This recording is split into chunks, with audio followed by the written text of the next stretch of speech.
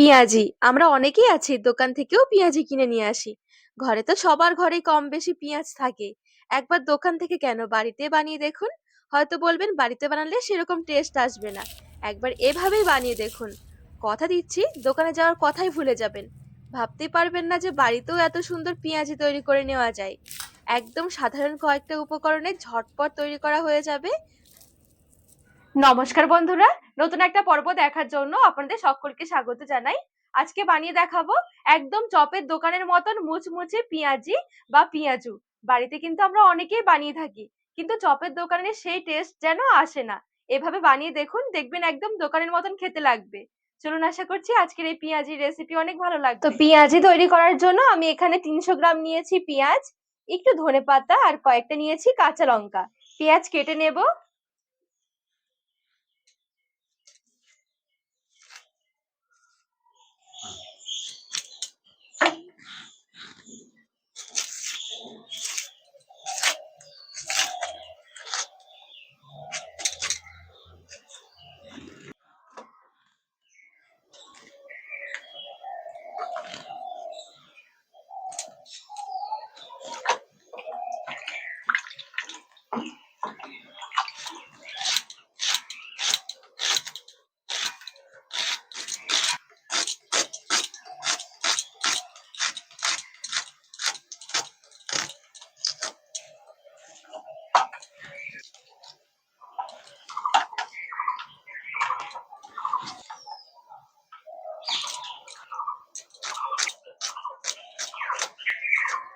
আর এখানে পেঁয়াজটা চেষ্টা করবেন একটু সরু সরু করে আর এরকম একটু লম্বা লম্বা করে কেটে নেওয়ার।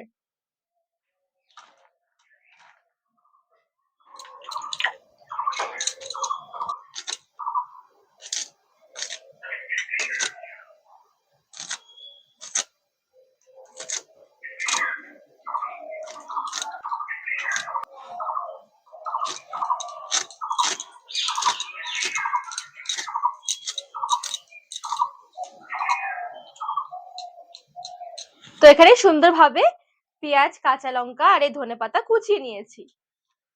এখানে নিয়েছি একটু আদা আর রসুন, 4-5টা রসুনের কোয়া নিয়েছি। আর হাফ ইঞ্চি মতন আদা একটু থেতো করে নিয়েছি। বেটে দেবেন না, বাটার পরিবর্তে একটু থেতো করে দেবেন, ফ্লেভারটা সুন্দর আসবে। আবার কিন্তু এখানে অনেক বেশি আদা রসুন দেবেন না, তাহলে কিন্তু পেঁয়াজের ফ্লেভারটা নষ্ট হয়ে যাবে। পরিমাণ অনুযায়ী নিয়ে নিচ্ছি লবণ,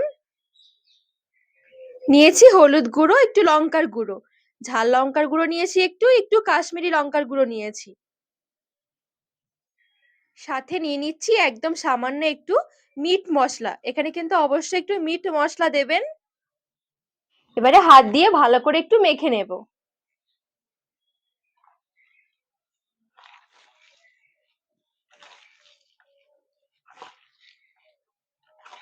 এখানে মাখাতে মাখাতে দেখবেন পেঁয়াজটা অনেকটাই নরম হয়ে আসবে আর পেঁয়াজ থেকে হালকা একটু জল ছাড়বে।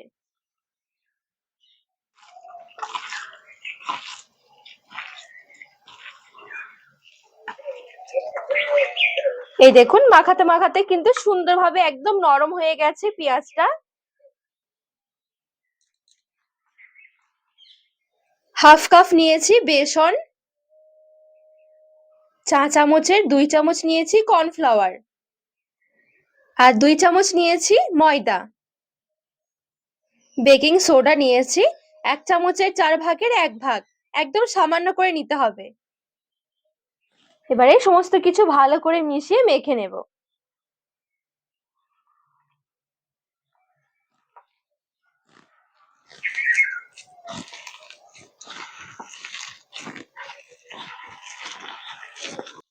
আর এখানে কিন্তু মাখানোর সময় কোনো রকমের জল অ্যাড করা যাবে না। দেখবেন পেঁয়াজের জলটা দিয়ে সুন্দরভাবে এটা মাখা হয়ে যাবে।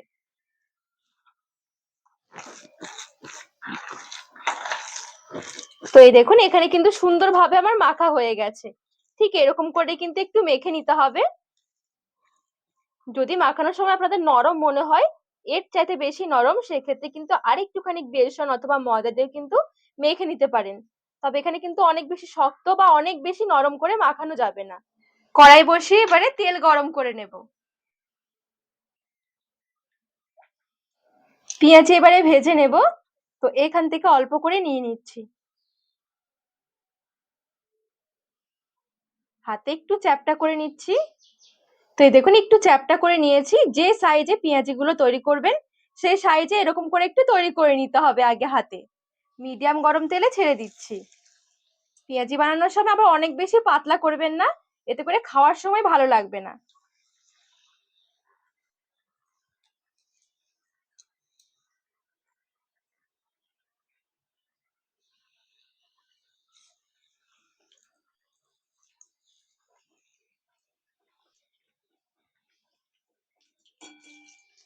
উল্টে পাল্টে পেঁয়াজি গুলো এবারে হালকা আছে ভেজে নেব।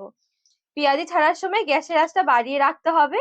যেই পেঁয়াজি গুলো ছাড়া হয়ে যাবে এবারে গ্যাসের আঁচটা একটু কমিয়ে ভাজতে হবে।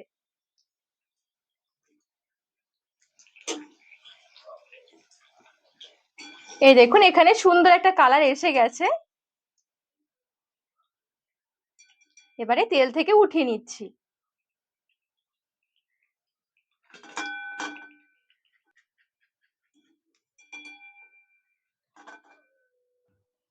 তো বাকিগুলো ঠিক আমি একইভাবে ভেজে নেব।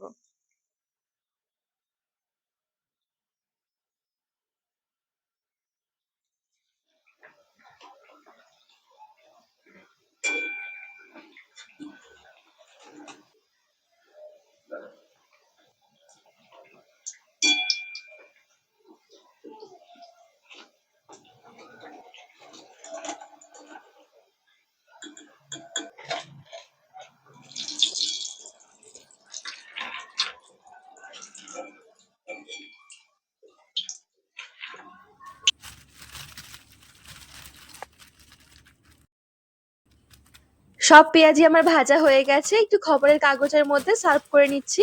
দেখতে ভালো লাগবে, অনেকটা দোকানের মতন। রেডি হয়ে গেল একদম গরম গরম মুচমুচে পেঁয়াজি।